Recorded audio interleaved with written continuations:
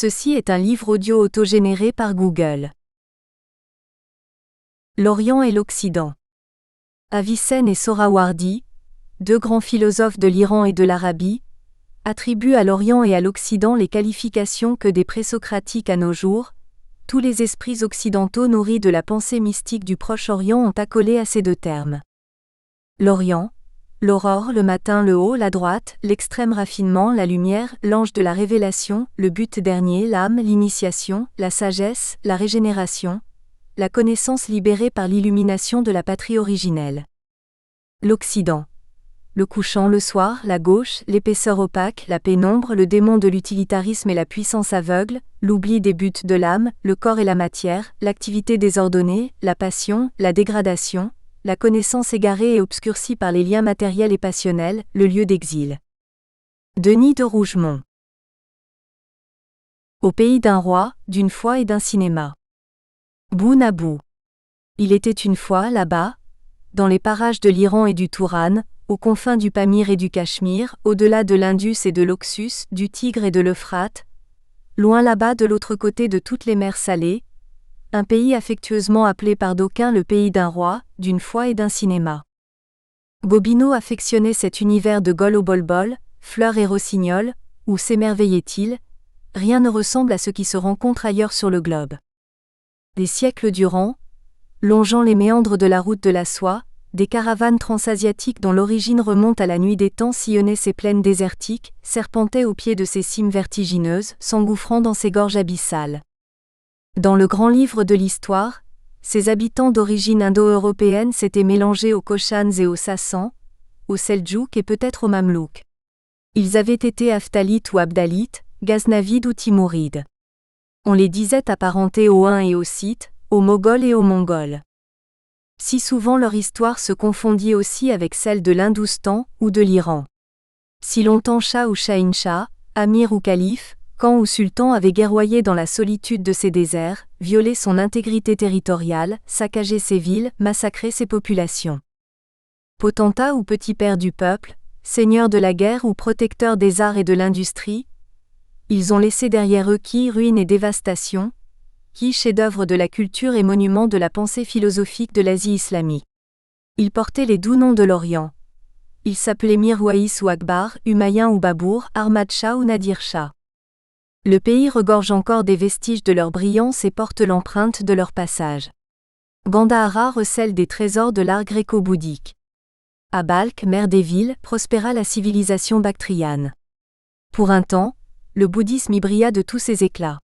Dans la vallée de Bamiyan, par nuit de clair de lune, face à Charé Golgola, la cité des grondements, mise à feu et à sang par les hordes de Gengis Khan, trônait alors, dans leur niche taillée à même la falaise rouge, deux des plus imposantes statues de Bouddha figées dans leur immuable sérénité, le menton et les chevilles mutilés par des boulets de canon d'une reine musulmane iconoclaste. Alexandre le Grand y vécut ses heures de gloire. Pour atteindre le Sogdiana à travers les passes de l'Hindu-Kush, tueur d'hindous, ses soldats durent y donner le meilleur d'eux-mêmes. C'est à Sogdiana, rapportent les historiens, qu'Iskandar Kabir épousa Roxane. Beauté incomparable, elle s'appelait Rokshana, et le pur sang afghan coulait dans ses veines.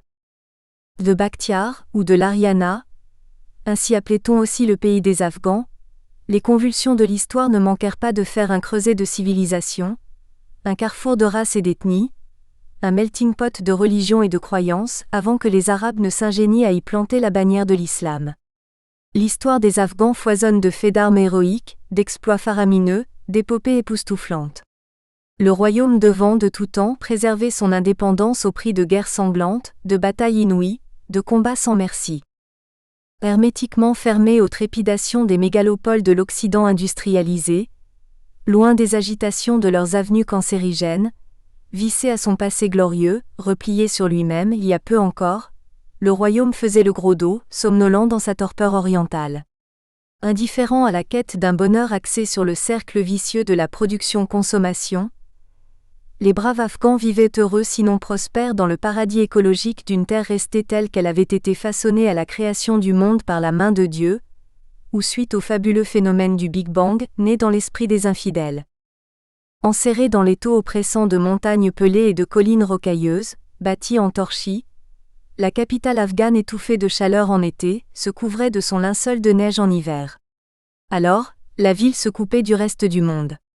L'absence de voies de communication, l'abondance des chutes de neige, les lacets infranchissables des cols de Salang et de Chibar paralysants pendant la saison dure, un pays soumis aux rigueurs d'un climat continental. Autrefois cité opulente sur la route de la soie, capitale souvent des padishahs bâtisseurs de chimères, la ville ne préservait de ses gloires que de rares vestiges ternis par le passage du temps. La tombe de Babour, fringant empereur moghol de Delhi, couverte de broussailles et d'épineuses, et le fort de Balaïssar, blotti au flanc de la colline du même nom, transformé en académie militaire.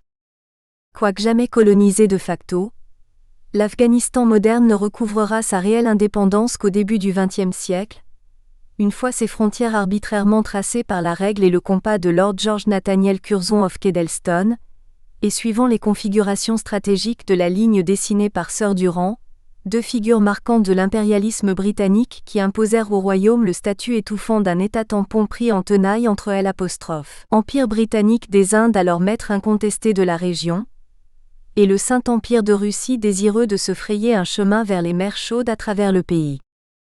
Au milieu du XXe siècle encore, contrairement à d'autres capitales d'Asie et d'Afrique au cours d'une longue période de colonisation, les Européens avaient doté en même temps que de chemins de fer et de routes asphaltées, d'un semblant d'architecture à l'occidentale, Kaboul, ville plate et morose, ne pouvait se targuer d'aucun spécimen de construction réellement moderne.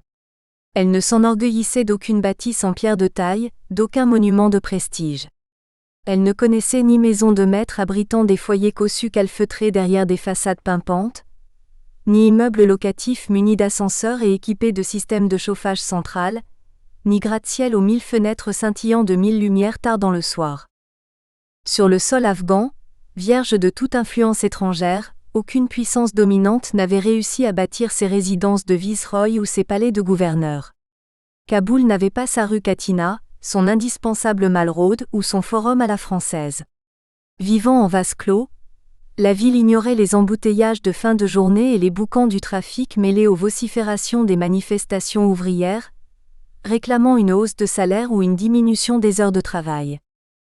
Il n'y avait point en ville de restaurants chics, de clubs exclusifs, de brasseries à la mode.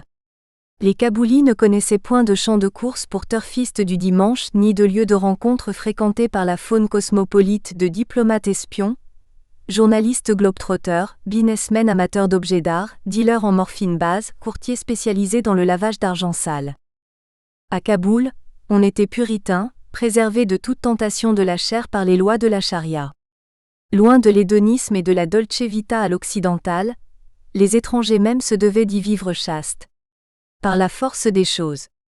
On n'y trouvait point d'officines de proxénètes pour vieux messieurs vicieux, de salons de massage pour touristes pervers, représentants de commerces fatigués et autres amateurs de femmes enfants ou de garçonnets imberbes acculés à la prostitution pour faire vivre des familles nombreuses. Encore moins de salons de coiffure pour épouses de diplomates désœuvrés, de galeries marchandes, d'arcades bordées de boutiques à souvenirs où déambulent généralement des occidentaux en mal d'exotisme, poursuivis par des badauds en maraude et des mendiants collants comme des mouches. Seul, le Tchaouk de Kaboul, le sol constellé de crachats de nassoirs et éclaboussé par des cônes de lumière trouant la toiture, offrait aux visiteurs de l'Occident le spectacle d'un Orient éternel rappelant les merveilles de l'Arabie heureuse dans un décor biblique des films en technicolor de la Metro-Goldwyn-Mayer. C'est dans le bazar que battait le cœur de la cité. Savetiers, ferblantiers, épiciers, ciseleurs, aiguiseurs, chaudronniers, étameurs et relieurs vaquaient à leurs occupations sous le regard des passants. De jeunes artisans, aussi habiles de leurs mains que de leurs pieds pour l'étamage des fonds de chaudron, exerçaient dans les arrière-boutiques les nobles métiers de leurs ancêtres, perpétuant de père en fils leur profession corporative. Morne et ennuyeuse, la cité orientale vivait ses traditions ancestrales sans singerie et sans mimique trahissant une quelconque influence occidentale. Les rues de Kaboul n'avaient pas de nom. Ces maisons ne portaient pas de numéro de cadastre. On vivait près du palais royal. On habitait dans le quartier de Charé-Nao. On logeait vers le cimetière, en face de la pharmacie, à côté de la mairie, au milieu de la ruelle des vendeurs de livres. Faute du registre d'état civil, les hommes n'avaient pas de patronyme. On était fils de l'intendant du roi, frère du gendarme-chef, cousin du notable du coin. On se targuait d'être le neveu du ministre du Commerce, le beau-fils du directeur général au ministère des Affaires étrangères. Les femmes ne dévoilaient leur visage qu'en présence de leurs frères et de leurs maris. Pour les soustraire à l'indiscrétion des maquerelles marieuses et les mettre à l'abri de la convoitise des riches commerçants, acheteurs de femmes, manipulant quelque peu les préceptes religieux du hijab, on emprisonnait leur corps dans de volumineux sacs percés à la hauteur des yeux, d'une lucarne ajourée leur permettant de voir tout de même droit devant elle. La femme avait-elle une âme ? D'aucuns en doutaient sérieusement. Ce qui est sûr, c'est que, créature inférieure, son témoignage ne valait que la moitié de celui d'un homme. À l'heure où la ville s'éveillait frissonnante dans la fraîcheur de l'aube, où une fumée âcre et épaisse s'élevait au-dessus des boulangeries artisanales, où une armée d'éboueurs et de balayeurs venait collecter la fange et les excréments dans les latrines publiques, le nez et la bouche protégés par le pan flottant de leur turban, l'occidental médusé par l'étrangeté des choses et des lieux pouvait assister au pied de la colline de Bibi Marou à un des spectacles les plus charmants de Orient archaïque. Le remue-ménage des camps de Kouchi, nomades souvent d'origine pachtoune qui, obéissant aux immuables lois de la transhumance, s'ébranlaient sur l'historique route de la soie, au rythme des ondulations des dromadaires ruminants à pleine gueule, naseaux couverts d'une abondante mousse verdâtre. Dans le branle-bas du départ et la fièvre des préparatifs ponctués de cris d'enfants, de bêlements de moutons et d'aboiements de chiens, projetés aux confins du monde, il pouvait encore admirer la silhouette gracieuse des femmes drapées dans de longues robes noires, le cou, la poitrine, les chevilles, les poignets ornés de bijoux en argent, d'amulettes, de grimoires, d'étuis de colle en cuir ou de grappes de verroterie clinquant. Quelle race! Quel port de tête! Ne pouvaient s'empêcher de s'extasier les Occidentaux assoiffés de l'Orient plein de charme et de mystère. Et leurs épouses de se pâmer devant des hommes à l'allure guerrière, les yeux cernés d'une auréole de colle, cartoussière, cimeterre et besace encombrant une poitrine robuste. En amourée, elle contemplait ces mâles superbes et sculpturaux. Rêveuse, elle les suivait des yeux pendant que, un brin fanfaron, un kandjar entre les dents, ils ajustaient le bas d'une mule, serraient une sangle au flanc d'un chameau, donnaient des ordres aux femmes. Cependant que tournoyaient autour d'eux les chiens Kouchi, molosses au croc redoutable grondant d'impatience. Alors que le royaume stagnait à l'heure du troc et de la transhumance, dans les métropoles des empires européens, les gens vivaient heureux et prospères dans l'exubérance des années folles, les folies de la belle époque et la rage de vivre d'entre-deux-guerres. Le commerce, c'était la colonie, d'Israéli n'en démordait pas. Et les lotisseurs du globe de s'acharner sur l'Afrique et sur l'Asie, dépensant le monde à qui mieux, à grand renfort de canonnières, au prix de guerres fratricides et de rivalités intestines s'il le fallait. Mais curieusement, alors même que l'âge d'or du colonialisme battait son plein, l'imbroglio des hégémonies des puissances de l'époque, les exigences de la géopolitique du moment et la situation stratégique du pays, avaient mis l'heureux royaume à l'abri de la cupidité des impérialismes conquérants et de la cohorte des humiliations de leur arrogance. C'est à cette époque que la fascination de l'Occident gagna le royaume des Afghans, des événements d'importance capitale ayant même failli sortir le pays de son isolement paralysant. West is best, s'était-on mis à chanter aussi sur les contreforts de l'Hindu Kush et au pied du mont Asmaï, le mont Céleste. C'était l'époque où une fièvre progressiste s'emparait de l'émir ottoman, que l'on disait moribond. Kemal Atatürk, père de la Turquie moderne, pourfendeur de mollahs barbus, de religieux à fez rouge, de pachas ventrus, d'esclaves vierges, de nus castrés, de kanisas enfermés dans les harems pour canons effendis grassouillettes, allait-il faire de l'homme malade de l'Europe le porte-flambeau de la civilisation et des valeurs occidentales ? À ce tournant décisif pour la Turquie moderne, l'enthousiasme des jeunes Turcs embrasa aussi l'esprit des jeunes Afghans. Kaboul fut pris de vertige. Un vent de modernité souffla sur la capitale qui voulut croire à un bonheur venu d'ailleurs. Des esprits libertins rêvèrent de cinéma, de théâtre et de chemin de fer. Des journaux firent leur apparition. Des lycéens espérèrent pouvoir lire des livres étrangers, et les petits-enfants avoir des jouets. Le père de la Turquie moderne subjugua bien vite Amanullah Khan, souverain afghan. Fraîchement de retour d'une tournée officielle dans les capitales européennes, l'audacieux roi décida de mettre son pays sur les rails d'un développement à l'occidental. À l'instar de son ami et mentor turc, Il voulut offrir à son peuple les transformations les plus spectaculaires de son histoire. Il voulut remplacer la dictature de la foi par la codification des lois, le marasme économique par l'essor du commerce et de l'industrie. Il rêva d'éradiquer la misère et la maladie par les bienfaits de la science et de la technique, l'analphabétisme et le fanatisme religieux par les vertus de l'enseignement laïque, et les méditations soporifiques par des pragmatismes revigorants. Sous le règne d'Amanola, le pays avait certes recouvré son indépendance. Mais le pays manquait de tout, et ne possédait rien. Il importait ses crayons, ses lacets de souliers, ses dés à coudre, ses machines à tisser, ses livres et ses cahiers, ses lampes tempêtes hurricanes communément appelées Valikain. La terre afghane recelait-elle des richesses naturelles?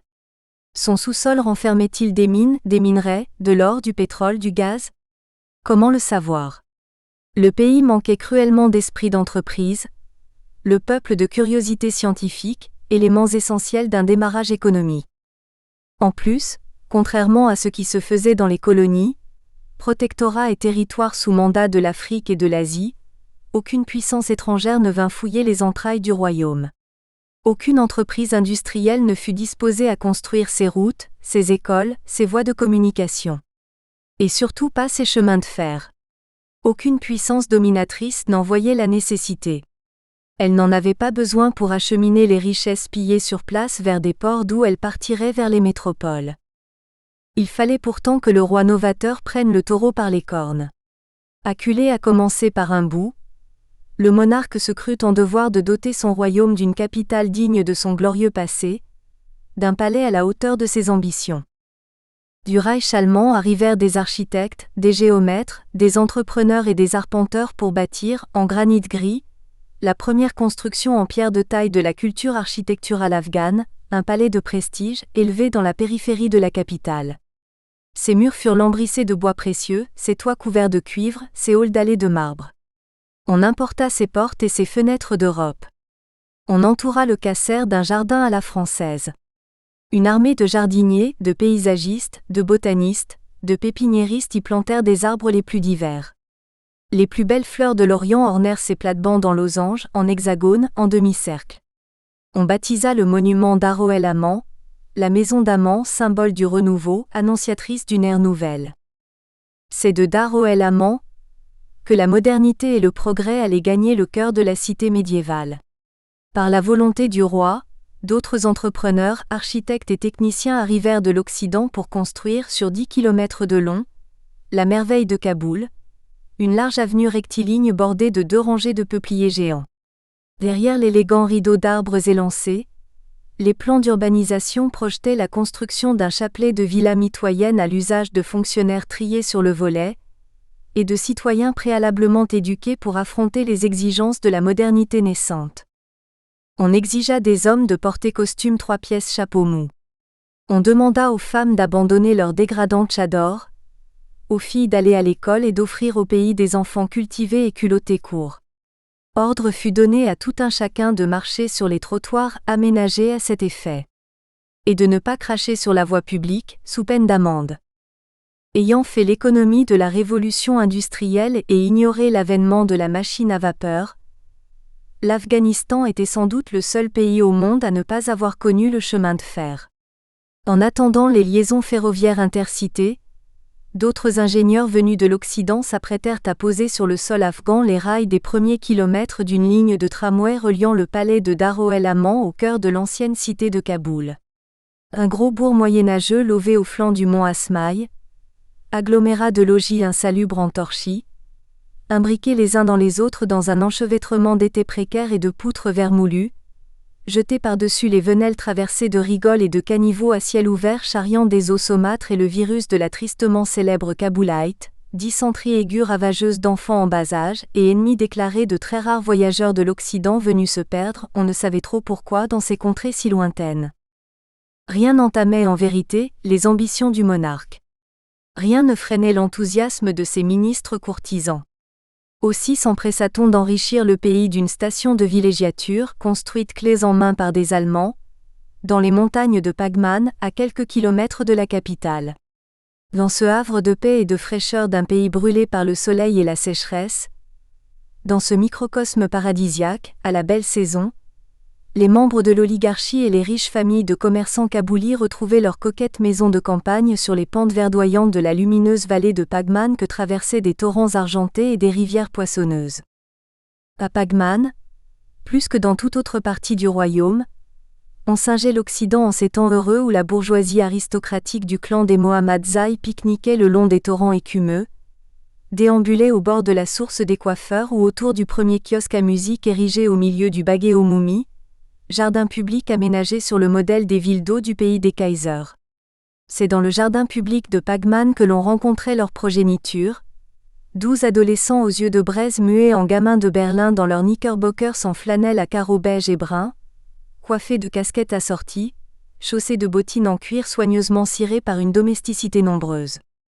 Après le dernier arrosage de l'après-midi, on voyait se promener des lycéens au regard langoureux sous des cerisiers et des noyers qui bordaient des ruisseaux aux eaux claires. Quelquefois, on les surprenait assoupis au pied d'un noyer, main dans la main, tendrement enlacés. Ces adolescents en mal d'amour traînaient leur mélancolie, délicieusement étourdis par des pulsions refoulées. D'autres fois, une main serrait longuement une main amie, un visage brûlant frôlait un autre visage brûlant. Cédant au charme, on s'abandonnait à des attouchements innocents, grisés par l'érotisme de l'Orient voluptueux mais puritain, sensuel mais chaste. À de rares occasions, des idylles se nouaient entre deux camarades de classe. De la solitude des cœurs naissaient des amitiés particulières. Des amours platoniques aboutissaient quelquefois à des liaisons dangereuses. Sous l'emprise des sens, il arrivait que des adolescents privés de femmes sombrent dans l'homosexualité. Les parents, fiers de leur costume 3 pièces dans un pays de turbans et de piran tumban, de leurs titres ronflants, de leur appartenance plus ou moins étroite à l'oligarchie aristocratique, faisaient les importants dans l'unique café-club de Bagé au Moumi. Ils buvaient des jus de lime, dégustaient des sorbets de grenade, lampaient des soda water mis en bouteille par Maître Delbar, le célèbre pâtissier de Kaboul arrivé de l'Hindoustan avec sa science culinaire, ses alambics et ses ingrédients exotiques. Où il sirotait nec plus ultra, moult tasses de mix, savant mélange de lait, de crème grasse, de thé vert longuement infusé dans de grandes marmites en cuivre et agrémenté de graines de cardamome. Au paroxysme de rivalité des empires coloniaux encore embourbés dans d'inextricables réseaux de saintes alliances et de cordiales ententes, c'est sans doute pour atténuer la trop grande influence de la Grande-Bretagne en Asie du Sud que l'on inaugura, à Kaboul, le premier lycée français de la capitale afghane, à côté des lycées Nedja et Habibia, où les Allemands enseignaient la langue de Goethe et les Anglais celle de Shakespeare. Le bon roi croyait-il à la nécessité d'un système éducatif moderne et au bienfait d'un enseignement supérieur pour sortir le royaume de son marasme? Les jeunes Kaboulis se mirent au diapason des désirs de leur monarque. Ils rêvèrent de knickers et de livres. Ils voulurent leurs professeurs sans barbe, leurs sœurs sans voile et leurs fonctionnaires intègres. Ils espérèrent voir des femmes aux lèvres rouges, des magasins remplis de jolies choses et des locomotives filant au flanc des montagnes. Ils pensèrent aux petits plaisirs de la vie, à une musique plus exaltante, à un peu plus de gaieté dans les restaurants et un peu plus de joie dans les estaminets qui bordaient la rivière Kaboul, où ils n'osaient pénétrer sans escorte et sans permission parentale, parce que fréquentés par d'infâmes pédérastes à l'affût de jolis garçons imberbes. Toujours à l'instar de Kemal Atatürk, le roi Amanullah, impatient de prendre le train du XXe siècle pour joindre le concert des nations, s'enlisa bien vite, dans les méandres des réformes trop brutales et les aléas des transformations peu prisées par des populations solidement attachées aux traditions d'un Orient respectueux des préceptes d'un islam radicalisé par le fanatisme des mollahs analphabètes, dont le monarque ne tarda pas à soulever l'ire et la réprobation. Plus tard, le malheur voulut que le téméraire roi s'attaquât à la plaie de l'Orient, la corruption institutionnalisée. Plus grave encore, l'imprudent osa s'en prendre à la toute-puissance d'un clergé ennemi d'écoles laïques, d'instituts de femmes, de cours d'alphabétisation pour adultes.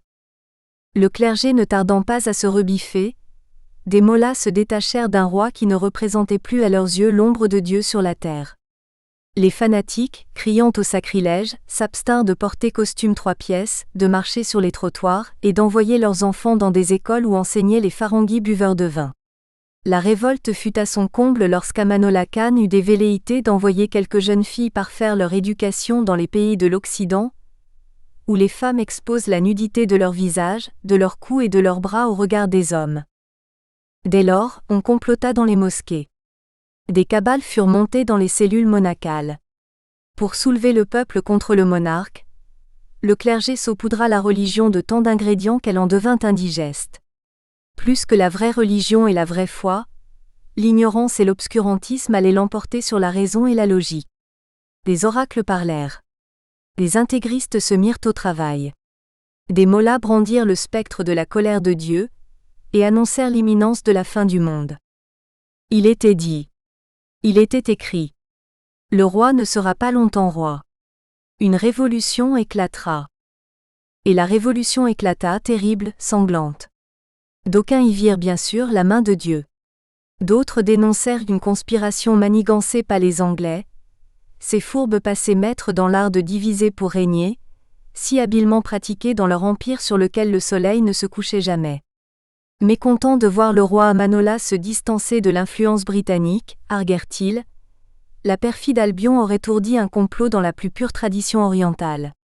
Toujours est-il que la révolte éclata dans les mosquées, se propagea dans le bazar, embrasa tout le pays. Sorti des ténèbres de l'Orient, un bandit de grand chemin, appelé Batché Sakao, fils de porteur d'eau, leva l'étendard de l'islam contre les ingérences des suppôts de Satan. Allahu Akbar hurla-t-il de colère. Allahu Akbar reprit derrière lui la foule éperonnée par les injonctions des religieux et les encouragements des défenseurs des droits de Dieu. Et le miracle eut lieu. Le bandit s'empara du trône des Mohammadzaï, interrompant pour un temps la continuité du long règne des Durrani, dynastie dont les 10 Mohammadzaï sont issus.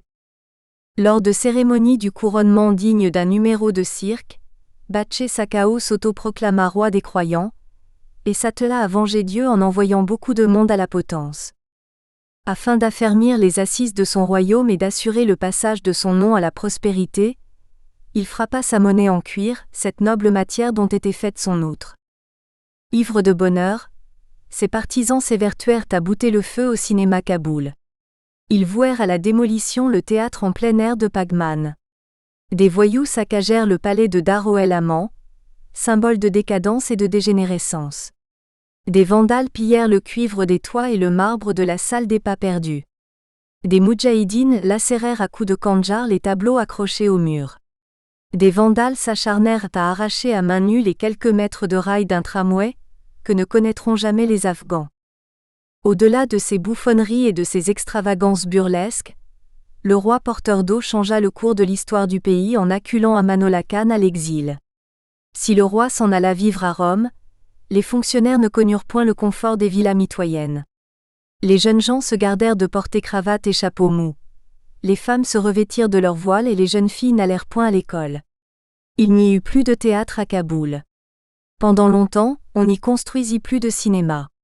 Surtout, les petits Afghans ne connurent jamais le chemin de fer. Kaboul n'était pas Constantinople.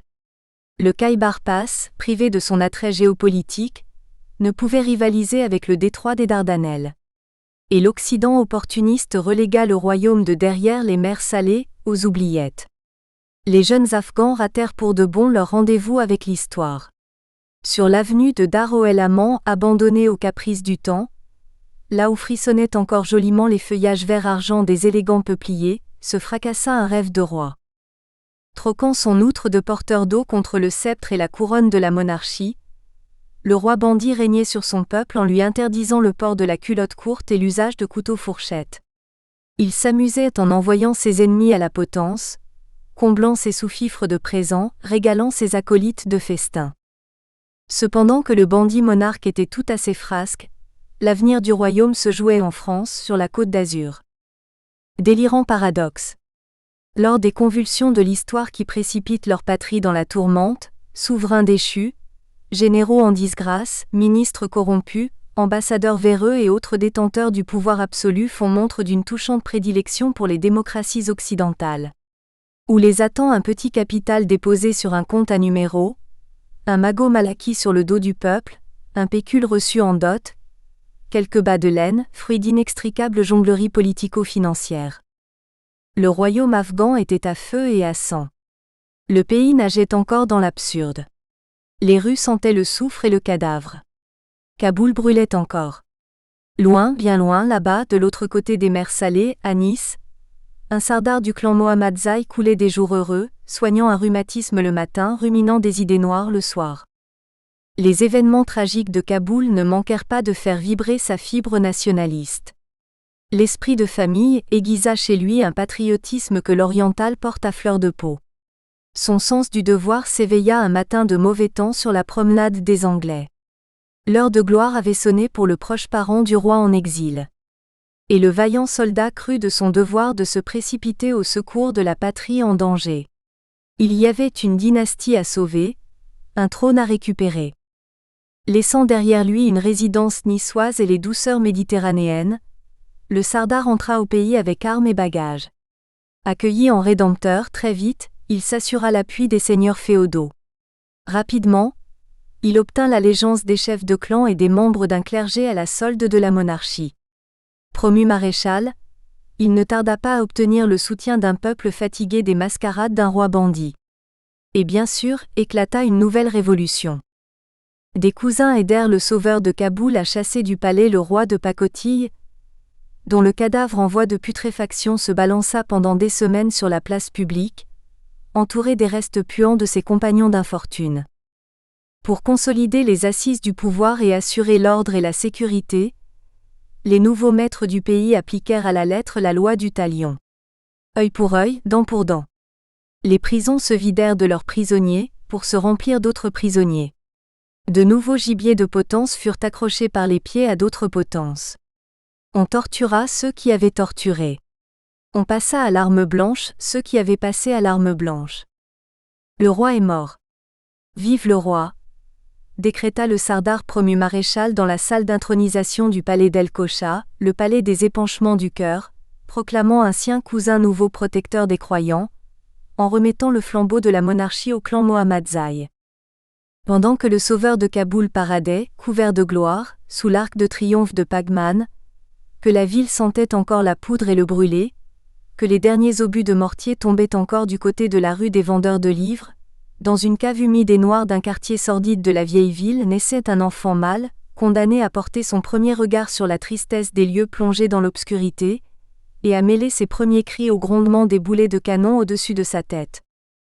Pour assombrir davantage sa dramatique venue au monde, le destin ou était-ce les lubies d'un roi de cirque, privait le nouveau-né de la présence de son père, riche commerçant que des turbulences révolutionnaires avaient contraint à l'exil dans les lointains pays de l'Occident, où le cher homme se prélassait dans les hammams du Claridge, à Paris à l'heure même où lui naissait un fils.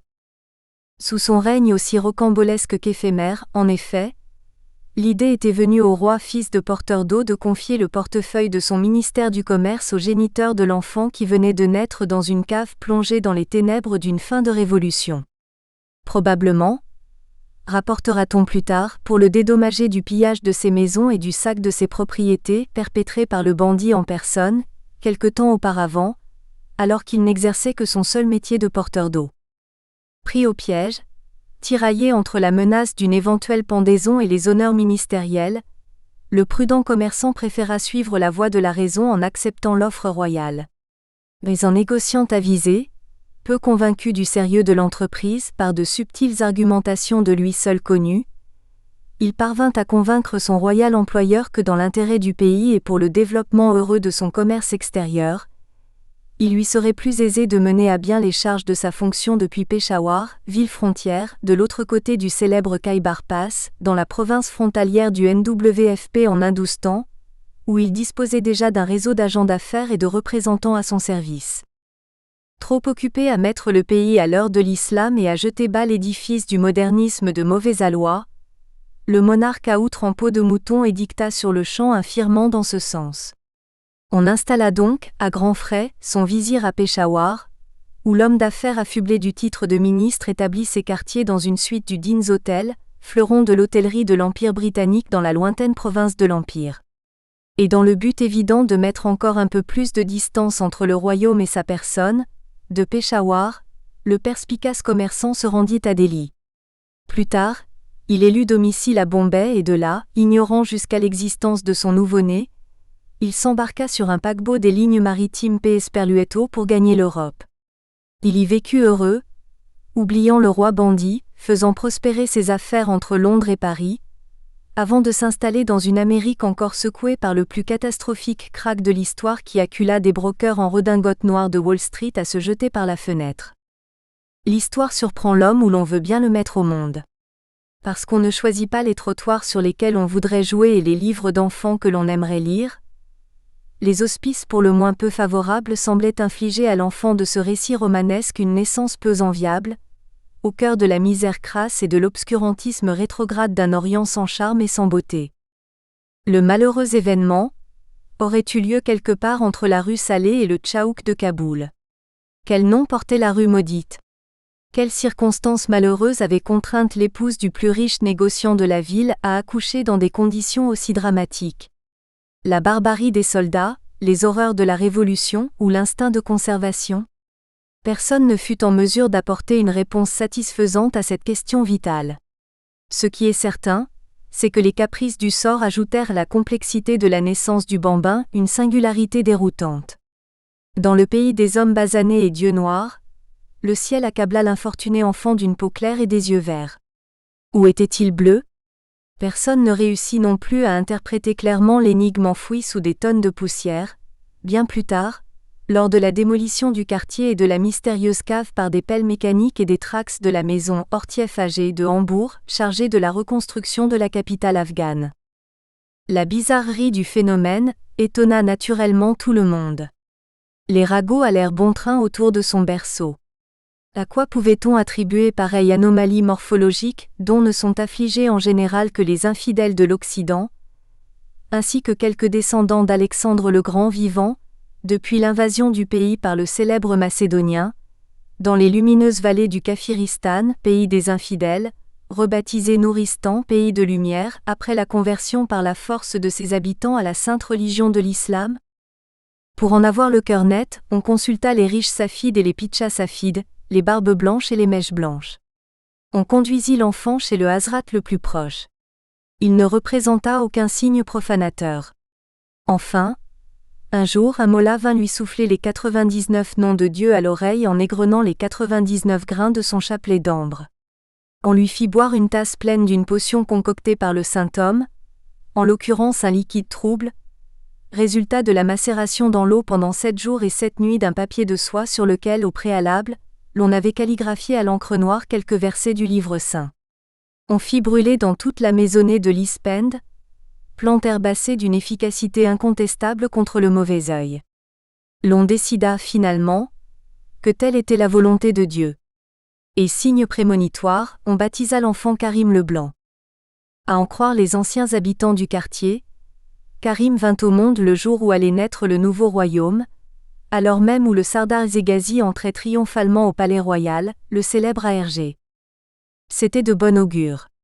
La naissance de l'enfant ne pouvait présager qu'un avenir radieux pour le pays, et des temps heureux pour le nouveau roi. On en oublia l'anomalie de ses yeux. On s'accommoda même de la couleur de sa peau, inhabituellement blanche. Mais les événements ne devaient pas tarder à prendre des tournures différentes. Des rumeurs avaient couru. Une des meilleures voyantes du royaume l'avait prédit. L'histoire du pays en avait tant de fois apporté des preuves. Rarement les padichas mouraient dans leur lit, victimes de la goutte ou de l'apoplexie. Le règne du roi ne sera donc que de courte durée. Une malédiction s'abattra sur la tribu des Mohammadzai. Le monarque mourra de mort violente. C'était écrit. Le régicide eut lieu un matin de printemps, dans les jardins du roi, plongé dans la splendeur de Gol-o-Bol-Bol. Le palais d'El-Kocha s'était paré de la féerie des Shogoufas, foisonnement de bourgeons porteurs de fruits, merveille de la nature, annonciatrice de la belle saison. Dans tous les coins du palais, les fleurs répandaient leurs exhalaisons enivrantes. Dans les branchages, des rossignols chantaient à tue-tête. Sur les pelouses, des bandes de tapis rouges contrastaient avec l'émeraude des gazons fraîchement coupés. Sous les ordres d'un Farman Bashi, pimpant maître de cérémonie, officier majordome, valet et golam batchas. Les servants en livrée servaient orgeat, sorbet et mix de chez Delbar. Généraux chamarrés, dignitaires en costume sombre, notables coiffés de bonnets d'astrakhan, sénateurs en white tie, maleks couverts de tchapan bariolés de Kunduz, gouverneur en costume 3 pièces, mollahs encapuchonnés de turbans de mousseline, avaient pris place sur des sièges alignés en arc de cercle, face à Allah Hazrat Humayuni, sa sublime majesté. L'élite en herbe du pays, heureux lauréats du certificat de baccalauréat des 3 lycées de la capitale, français, anglais, allemands, vêtus de leurs blazers aux rayures spécifiques de leur club sportif, les mains croisées au-dessous du nombril, figés en posture de statue, se tenaient debout derrière un aréopage de professeurs de l'université de Kaboul, de docteurs en théologie, de hakems venus de toutes les provinces et des quasi frais émoulus de l'Institut des études religieuses de Pagman érigé sur L', emplacement du théâtre construit par Amanollah. Les officiers de la sécurité de l'État, sanglés dans leur uniforme tout neuf, et des hussards en cape noire encadraient l'assistance, sabre au clair, les sens aux aguets, le regard vif. Et le doigt sur la gâchette. La fanfare de la garde royale ponctuait la cérémonie de la distribution des prix, d'airs martiaux et de chants patriotiques. Le roi se présentait en grande tenue d'apparat, la tête surmontée d'un couvre-chef cylindrique piqué en son milieu du grand Neshan des Durrani, superbe étoile étincelant de 1000 feux, le buste barré d'un large ruban aux couleurs du royaume noir, rouge, vert. Sous le dolman constellé de 4 rangées de boutons dorés, de brandebourgs et de passementeries riches en couleurs, Sa Majesté arborait la panoplie de ses ordres Almar et Allah Almar et Ali, et des rangées de distinctions et de décorations nationales ou étrangères, médailles et insignes des pays amis, rosettes discrètes, cordons tressés, palmes académiques, épis de blé en or massif. Ignorant les recommandations de son ministre de l'Intérieur et les renseignements confidentiels des agents de la Sûreté nationale, Sa Majesté avait tenu à rendre personnellement hommage au succès des plus méritants des enfants de la patrie. Faisant fi des superstitions des courtisanes du palais et des prédictions des falbines, n'écoutant même pas les conseils d'un vieil oncle averti, le roi avait voulu récompenser de sa main les éléments les plus doués d'une nouvelle génération de citoyens appelés à prendre en charge plus tard l'avenir du royaume. Sous l'œil attentif du grand chambellan entouré de ses majordomes, la cérémonie se déroulait selon le programme établi par le protocole. Tout se passait conformément aux usages. Tout se déroulait dans le strict respect de l'étiquette de la cour.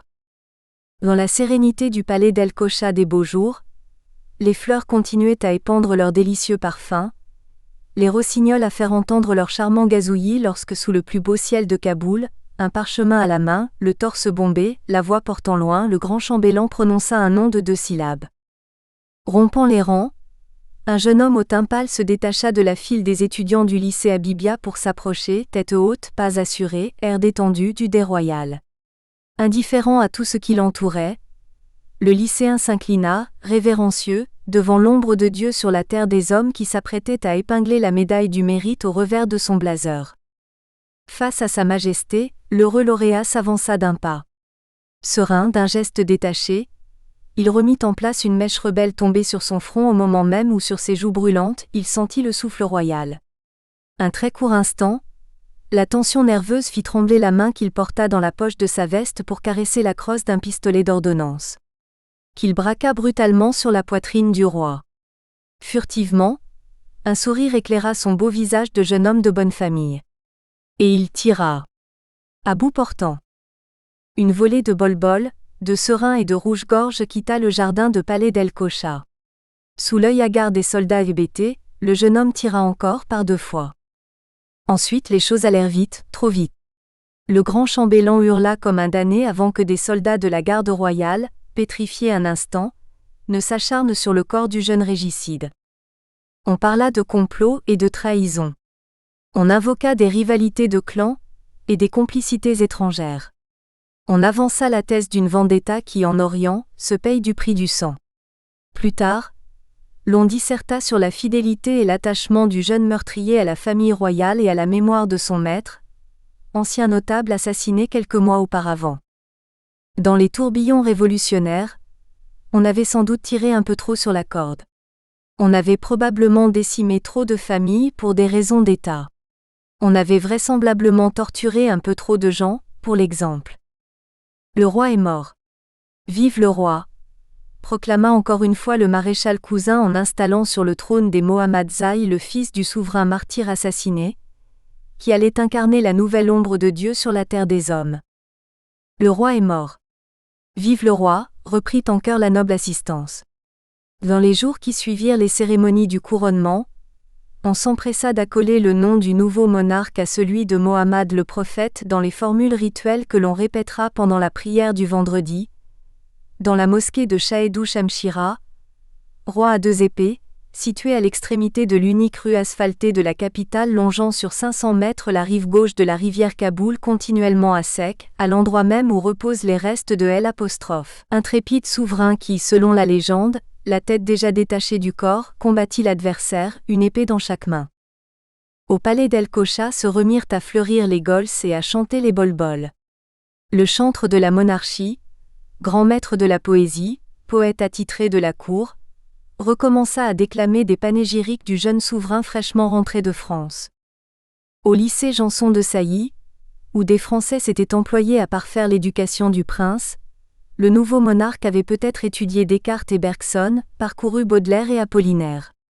Il avait peut-être entendu parler de la Révolution et des sans-culottes. Une chose était sûre. Le nouveau roi aimait les livres et la peinture. Des proches parlèrent de ses penchants pour les lettres et les arts. Dans l'âme, Sa Majesté était peut-être philosophe ou artiste. On en fit un roi. Et roi, il sera pendant près de 40 ans.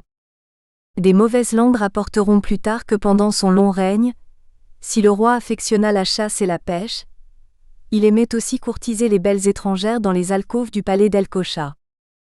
Pusillanime, effacé, quelque peu timide au dire de ses intimes, totalement éloigné de son peuple, le roi régnait mais ne gouvernait pas, confiant les rênes du pouvoir à quelques notables très proches de sa famille davantage préoccupés par le prestige du royaume à l'étranger et la sauvegarde des intérêts de l'oligarchie que soucieux de la misère crasse des Hazaras condamnés à être portefaix de père en fils, et des frustrations des Tadjiks, Turkmènes ou autres Ouzbeks oubliés dans leurs lointaines provinces. Sans parler des humiliations infligées aux minorités chiites, marginalisées. Loin du peuple, la bourgeoisie mohammedaïe proliféra dans une noria de mariages consanguins, susceptible à en croire la faculté d'affecter non seulement l'intégrité physique, mais d'altérer également l'équilibre mental d'une progéniture destinée à prendre le destin du pays en main. Offrant au peuple des responsables plus ou moins hystériques et des ministres à demi fous, objet quelquefois de désopilantes plaisanteries parmi la colonie étrangère et les membres du corps diplomatique. Pour préserver la jeunesse de toute influence étrangère susceptible de lui souffler des idées, on ferma hermétiquement la frontière du royaume. Ne pouvaient quitter le territoire national que les diplomates affectés à des ambassades royales, des représentants attitrés du roi auprès des organisations internationales, des proches de la famille royale, des cousins-neveux transformés en commis voyageurs de l'État. Et quelques riches commerçants dont on n'avait rien à craindre. Ne pouvaient pénétrer dans le royaume que les membres du corps diplomatique accrédités à la cour de Kaboul, un nombre restreint d'experts ingénieurs, de coopérants au service du gouvernement. Et quelques amis personnels de Sa Majesté, écrivains réputés ou historiens de renom ainsi que triés sur le volet, de très rares journalistes, ces intrus encombrants qui, d'après les rapports d'un directeur de l'Office national du tourisme, ne s'intéressaient de toute façon qu'aux vieilles pierres et aux reliquats poussiéreux de l'histoire. Et qui, impardonnable goujaterie, ne prenaient jamais le soin de mentionner dans leurs canards les efforts de modernisation et les réalisations du royaume. La construction d'un nouveau pont sur le Ilman, le projet de l'hypothétique goudronnage des rues de la capitale, la pose des linoléums dans le hall central de la Banque Royale, la vitrine illuminée au néon de l'Ariana Airlines, la compagnie nationale de L'. Aviation civile dont le premier appareil, un vieux zinc acheté dans les surplus américains devait heurter de plein fouet une colline, au milieu des cèdres du Liban, quelque part du côté de Sofar ou d'Alais, lors de son vol inaugural. Pour mettre le bon peuple à l'abri de la débauche et de toute tentation charnelle, artistes, peintres, danseurs, danseuses, chanteurs, chanteuses, kanchanis, courtisanes, étahirs, pédérastes et autres saltimbanques furent parqués à Karabat, cité des dépravations, ghetto pour marginaux et esprits libertins, goulag pour créateurs artistiques, chanteurs de charme et musiciens de rue.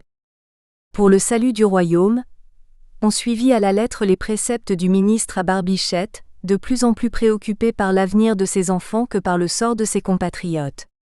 Dans une pléthore de tabous et d'interdits, on tua de plus en plus la subversion dans l'œuf. On cousit les bouches. On étouffa les intelligences vives. On verrouilla, cela va de soi, les sexes. Pendant les 40 ans du règne de Sa Majesté, aucune secousse intellectuelle ne réveilla le génie créatif d'un peuple doué d'intelligence, de sens artistique, de pensée philosophique. Tout au long du règne des Allah Hazrat et Humayuni, le royaume afghan n'ajouta au patrimoine de l'humanité la surprise d'aucune découverte scientifique. Il n'enrichit la communauté universelle d'aucune nouvelle théorie biologique. Il n'offrit à son peuple le trésor d'aucune œuvre littéraire digne de ce nom, ni à sa jeunesse sportive l'orgueilleuse extase d'un exploit susceptible de faire jouer son hymne national sur le podium des stades olympiques. Pendant 40 ans, dans l'oisiveté ronronnante d'un gol-au-bol-bol doucereux cher aux orientalistes de l'Occident, l'âme des jeunes Afghans ne se nourrit que de romantisme larmoyant et de délectations moroses, leur esprit ne s'abreuvant que d'introspections endormantes et de sensibleries géniales. Pendant un demi-siècle, l'amour, la femme, le vin, la politique, l'évocation des conditions de vie sociale ou politique étant frappées d'interdits, aucun écrivain afghan ne se hasarda dans la rédaction d'un roman d'amour. Pendant un demi-siècle, pour exulter son corps et libérer son esprit, la jeunesse afghane ne s'éclata que dans le romantisme extatique des Shab-e Charda, des nuits de pleine lune, les plus belles, les plus éblouissantes du monde. Dans un Orient attaché aux sacro-saintes traditions de famille, tribu, clan, fruit des caprices du destin et des extravagances maritales d'un riche négociant amateur de femmes éternellement absent, le petit enfant né sous les obus d'une révolution loufoque avait poussé comme une plante sauvage. Lui connaissait-on un grand-père, une grand-mère ? Sur ses ancêtres, Karim n'apprendra jamais aucun détail. À son arbre généalogique ne pendent que 2 brindilles, son père et sa mère. 2 êtres foncièrement dissemblables, issus de 2 couches antagonistes d'une société scindée en 2, les badars et les nokars, les maîtres et les servants. Ils venaient au monde produits de 2 spécimens d'humains vivant les uns à côté des autres sans jamais se rencontrer vraiment, les hommes et les femmes. On disait son père riche et prospère, possédant maisons, terrains, meubles et immeubles en ville, calasses, caravansérail, cheptel et bétail à la campagne. Appartements, compte en banque, maîtresse blonde en Amérique. Et des enfants un peu partout. Natif d'une des contrées les plus inaccessibles du globe, très tôt il devait se révéler pionnier d'émigration dans un pays sans route, sans chemin de fer, sans compagnie d'aviation, où le passage du col de sa langue en hiver constituait en soi un exploit. Originaire des provinces du Nord où se pratiquait encore le troc, il sera un génie du commerce dans les plus compétitives capitales de l'Occident mercantile. De son père, on disait encore qu'il aimait les hôtels à étoiles, les chemises bien repassées, les restaurants chics et les femmes. Mais l'Orient se nourrit des on-dit. On y vit de supputations, on s'y régale de commérages. On disait sa mère très belle et très pieuse. Modèle de chasteté et parangon de vertu, elle fut pudique à l'excès, scrupuleuse à outrance. Vertu peu revigorante dont elle ne manqua pas d'imprégner le subconscient de son enfant, qu'elle aima mal et trop souvent en silence. D'une intelligence certaine, née pour faire de grandes choses, elle ne devait jamais apprendre à lire et à écrire, les mollahs de son temps ne souhaitant point envoyer leur fille à l'école. Pétrie de fatalisme, elle subit sa condition de femme comme une manifestation de la volonté divine, et s'accommoda de son statut d'épouse délaissée le lendemain même de sa nuit de noces, avec une abnégation frisant la sottise. Lorsque son mari la quitta définitivement pour aller faire fortune dans les lointaines contrées d'Urupa et d'Amrika, d'Europe et d'Amérique, elle se contenta de verser des larmes en silence et de s'arracher les cheveux en cachette. Même si, par la suite, elle devait se plaindre sans arrêt de la tyrannie du kismat et se morfondre jour et nuit dans le regret d'avoir laissé venir la vieillesse sans avoir cueilli une seule fleur de sa jeunesse. De son bas âge, Karim ne conservera le souvenir d'aucun compagnon de jeu. L'écho d'aucun éclat de rire au milieu des camarades ne résonnera jamais à ses oreilles, lorsque plus grand, il lui arrivera de passer en revue les événements marquants de sa prime enfance. Réminiscence floue et incertaine d'une fantasmagorie dont se nourriront longtemps ses angoisses sans motif et ses inquiétudes sans raison, seule l'impression déconcertante d'une aventure abracadabrante marquera de façon indélébile cette période trouble de son enfance qu'il considérera toujours comme le trou noir de son existence. Dans cette matinée d'apocalypse, l'atmosphère était chargée d'électricité. Une psychose de fin du monde s'était emparée des esprits. Des éléments déchaînés faisaient un boucan d'enfer dans une ville qui semblait aller à la dérive. De gros paquets de nuages noirs et menaçants se bousculaient dans un ciel de tempête. À intervalles irréguliers, Baba Gorgori, Papa Tonnerre, des contes afghans ou manifestations de la colère de Dieu selon les traditions, grondaient à tout rompre au pied du mont Asmaï. Zébrant le ciel tourmenté, des éclairs se fracassaient au-dessus des masures dans une suite d'explosions qui faisaient éclater les tympans du petit Karim, égaré dans une venelle moyenâgeuse pour on ne sait quelle raison. Le vent soufflait en rafales. Son souffle balayait le sol jonché de détritus, d'épluchures de pastèques, de crachats visqueux de nassoirs et de crottes de chèvre encore fumantes. Des tourbillons arrachaient des pans de toiture et soulevaient des colonnes de poussière au milieu de la ruelle en transe. Sous la furie des rafales, les arbres se courbaient à terre. Affolés, les oiseaux fendaient l'air tels des flèches échappées au carquois d'un démon maléfique. Impuissants face aux facéties de la nature, appréhendant la vengeance divine, boutiquiers épiciers, vendeurs de fruits secs et de pois chiches grillés, barbes drues et cheveux hirsutes, trépignaient devant leurs échoppes minables. Pour attirer la clémence du Seigneur, les croyants marmonnaient des formules pieuses ou récitaient des paroles du prophète. Apeurés, ils bredouillaient des incantations. D'autres appelaient les saints à leur secours. Le phénomène naturel prenant souvent un caractère métaphysique, même les notables, les dignitaires et les riches commerçants se précipitaient dehors en voitures automobiles ou en gadis couverts de bâches en toile pour chercher consolation et réconfort auprès du grand pire du sage religieux de la rue Salée. De cette matinée de fin du monde dans un décor préhistorique, le subconscient de l'enfant Karim enregistrera surtout la vision traumatisante des acrobaties d'un singe au cul rouge. Sous ses yeux, l'abominable bête, grimaçante, hideuse, les yeux injectés de sang, sautait d'une échoppe à l'autre, s'accrochait à une poutre, grimpait sur un toit. Suspendue au bout d'un bras velu, elle se balançait à un filin tendu au milieu de la rue en criaillant comme un possédé. Serrant dans sa menotte la main d'une petite fille à peine plus âgée que lui, Karim pataugeait dans la boue. De la fange pénétrait dans ses souliers troués. De l'eau glacée mouillait ses vêtements collés à sa peau. Une froidure liquide coulait le long de son dos et ajoutait à son effroi. C'est la fin du monde, pontifiait un vieillard édenté et aveugle, le dos courbé sous le poids des ans. Malédiction sur vous, pécheurs impénitents. Prenez garde, misérables fornicateurs, buveurs de vin. Car terrible sera la vengeance du Tout-Puissant, loué soit son nom. L'heure de sa gloire ne tardera pas à sonner. Sa terre tremblera sous vos pas. Et la terre avait tremblé sous les pas de Karim transi de froid, pétrifié par les grondements de la colère de Dieu. Le sang glacé par l'épouvante, pourchassé par les cris stridents d'un singe au cul rouge, un chien fou aboyant et gueulant à ses trousses, Karim avait couru à perdre haleine avant de trouver refuge dans le hawili d'une maison inconnue, quelque part dans le monde absurde et irréel de l'Orient mythique plongé dans le chaos d'une frénésie confuse. L'affolement l'avait-il fait atterrir chez de lointains parents? La masure appartenait-elle à des amis, à des connaissances?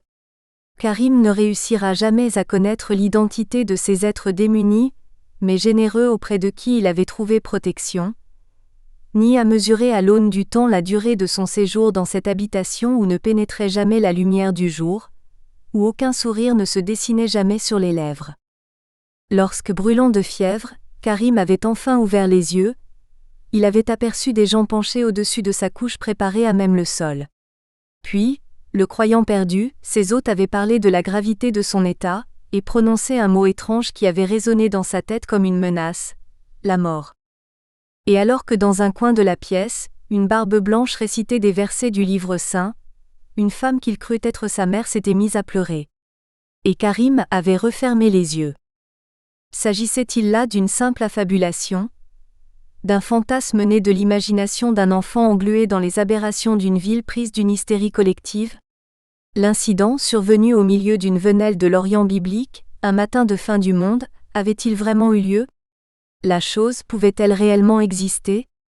Rien n'est moins sûr, comme de tout ce qui constituera par la suite sa vie riche en paradoxes et fertile en contradictions. Rien ne sera jamais très sûr ni très net. Tout cela prêtera quelquefois plus tard, à confusion sinon à suspicion, aux yeux de son entourage peu au fait des péripéties de son enfance perturbée, passée dans des circonstances peu communes, dans des lieux d'un autre temps. La vision du singe au cul rouge resta néanmoins gravée dans les recoins les plus obscurs du subconscient de Karim. Pour faire surface pendant longtemps encore, inopinément, à des moments de fatigue extrême, de détresse profonde ou paradoxalement, lors de griseries intenses, de jouissances extatiques ou de félicité inespérée. Quelquefois, simplement devant les beautés de la nature ou dans l'ivresse d'une étreinte amoureuse pour le précipiter un bref instant, dans un désarroi terrifiant, et submerger son être d'une frayeur incontrôlable. Comment peut-on être perçant ? S'exclamaient autrefois de vieux messieurs poudrés des salons parisiens se faufilant parmi les courtisanes en crinoline, un petit four coincé entre le pouce et l'index. Les accidents de naissance avaient catapulté Karim dans un royaume d'un autre âge, à une époque fâcheuse, dans un environnement loin d'être propice à l'épanouissement harmonieux d'un bambin traumatisé par les cris d'un singe au cul rouge. Il s'est ainsi retrouvé quelquefois, traqué par de jeunes voyous des ruelles peu sûres d'une ville du bout du monde qui de dépit, s'en prenaient aux enfants de riches lorsque l'ennui poussait ces derniers à se hasarder sans lala, dans les quartiers déshérités de la capitale. Né dans le ventre du sous-développement, à l'instar des millions de déshérités de la planète, Karim aurait pu mourir d'avitaminose ou de malaria. Il aurait pu périr victime d'une des catastrophes naturelles que le bon Dieu ne cesse de faire abattre sur les contrées les plus miséreuses du globe.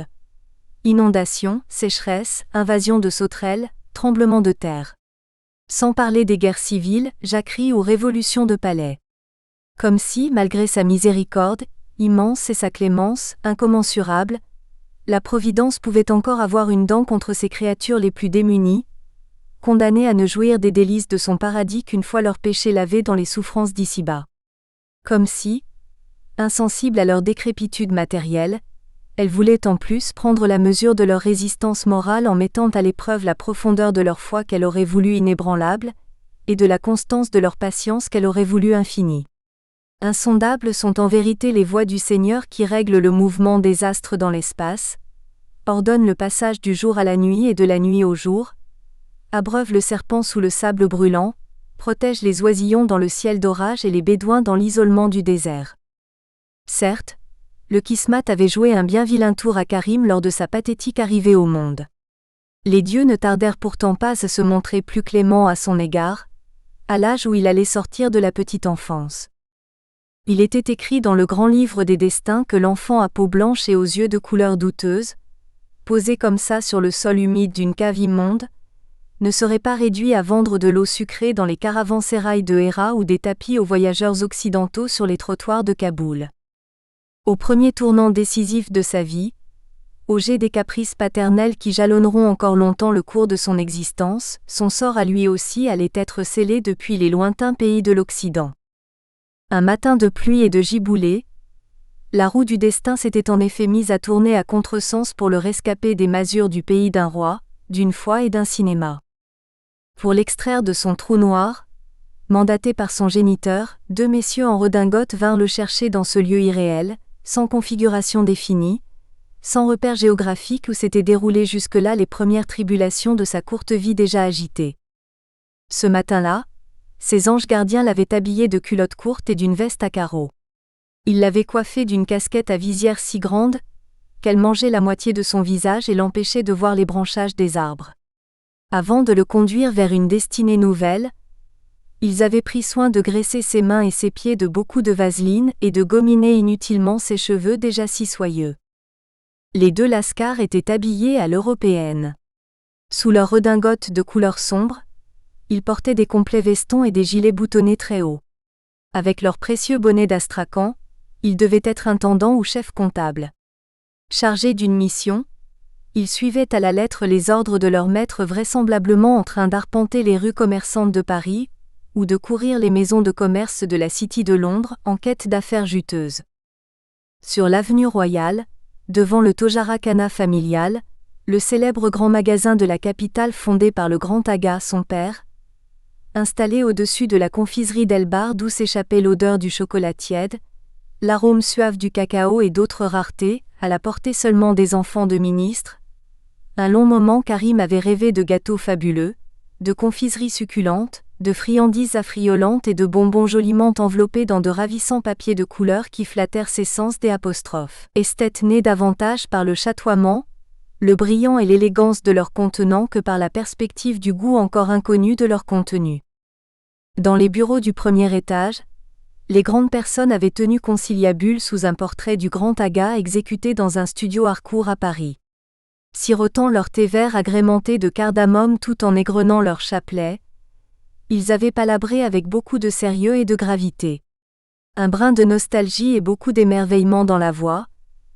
Ils avaient évoqué les cités fabuleuses de Paris, de Londres, de Berlin, ces rivages idylliques d'où leur était parvenue par la voie de la radiotéléphonie, les recommandations du grand Aga.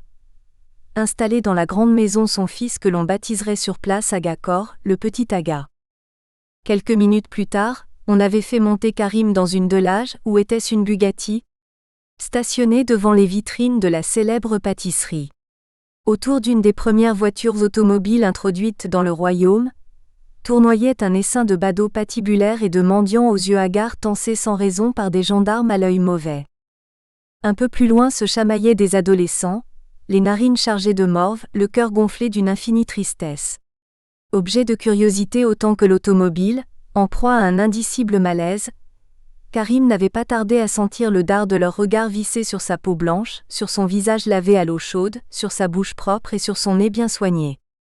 Par une étrange complicité enfantine, dans leur regard plein de convoitise, Karim avait eu l'envie de s'approcher de la voiture pour toucher le luisant de la carrosserie, ou passer leurs mains sales sur le velouté du volant en ébony. Par instinct, Karim savait que, dévorés par la curiosité, les malheureux voulaient grimper sur le marchepied pour jeter un coup d'œil à l'intérieur, et ne serait-ce qu'une seule fois dans leur vie, s'installer sur le siège en cuir du véhicule pour pouvoir dire aux copains qu'on a eu le bonheur de monter dans une motard, une voiture, symbole par excellence de la civilisation mécanique des ailleurs si riches et si lointains, venus les narguer dans les rues poussiéreuses de leur existence morne et triste. Tandis que d'autres enfants du même âge que lui, plus timides et plus réservés, intrigués par la couleur de ses yeux, par ses vêtements propres et ses mains savonnées, scrutaient le visage inhabituellement blanc d'un de leurs semblables comblé de tous les privilèges du monde. À se sentir si différent d'eux, le petit Aga tout neuf avait pris peur. L'émotion avait embué ses yeux. Une bouffée de pitié mêlée à un vague sentiment de culpabilité avait mis de la confusion dans son esprit. Comme si déjà, si jeune et encore si frêle, il devait avoir honte de ses privilèges, de son corps pomponné et de ses vêtements neufs.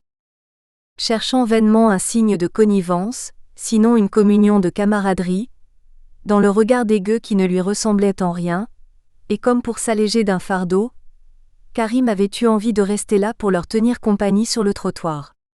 Pour se sentir plus près d'eux, il avait voulu leur donner l'accolade. Pour montrer qu'il était de leur côté, et qu'il serait toujours avec eux quand ils seraient grands, il aurait voulu partager leurs jeux salissants dans le lit de la rivière Tari. Mais les messieurs en redingote avaient chassé les malandrins, comme on chasse les mouches sur un quartier de viande au marché de Mandaï. Ils leur avaient jeté des cailloux comme on jette des cailloux aux chiots errants de Désafghanan. Sans raison, on avait maudit leur père. Sans raison, on avait maudit leur mère.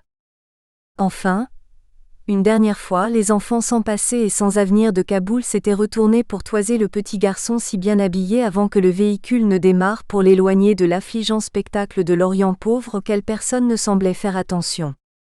Complexité de la nature humaine. Inconstance des sentiments enfantins. Une fois installé sur le siège arrière de la voiture, à l'abri dorénavant de la misère, Karim avait vite fait d'oublier les regards languides des gueux de l'avenue Royale pour basculer lui aussi, dans la même indifférence libératrice que celle affichée par les grandes personnes.